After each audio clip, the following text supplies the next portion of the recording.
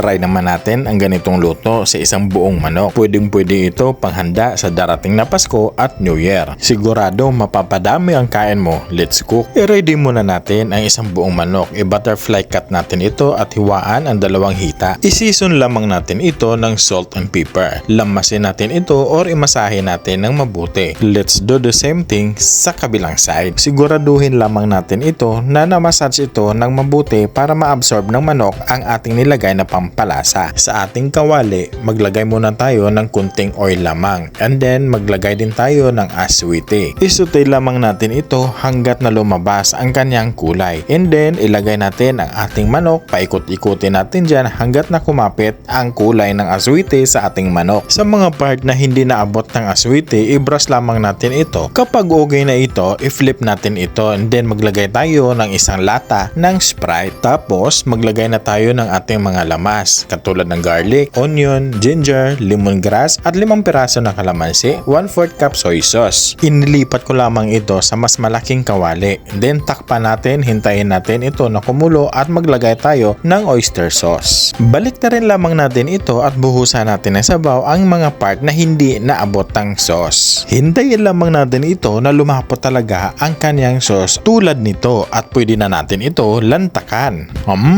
Yummy!